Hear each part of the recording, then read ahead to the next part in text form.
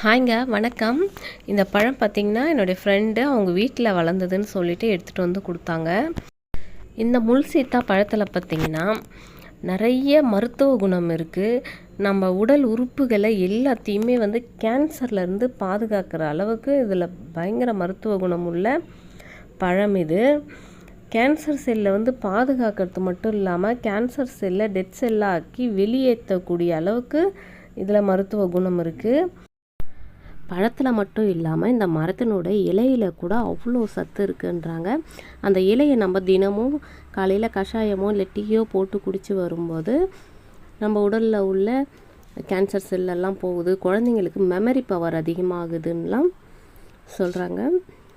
நம்ம இந்த பழமும் பார்த்திங்கன்னா டேஸ்ட்டும் ரொம்ப நல்லாயிருக்கு.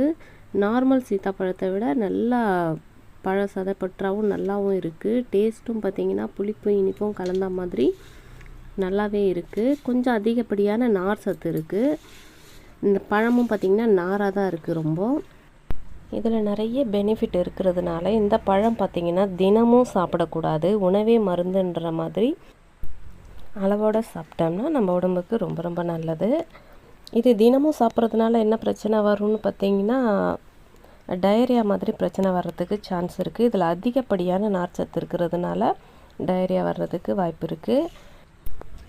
இந்த மாதிரி மரங்கள்லாம் பார்த்திங்கன்னா சாலையோரங்களில் நட்டு வைக்கும்போது 4 பேருக்கு உபயோகமாக இருக்கும். அந்த டீ இலைகள் வந்து டீ போட்டு குடிக்கிறதுக்கு பறிச்சுட்டு போவாங்க, அந்த மாதிரி யூஸ்ஃபுல்லாக இருக்கும். இந்த மாதிரி கொட்டைகள் வந்து இதில் ரொம்ப கம்மியாக இருக்குது.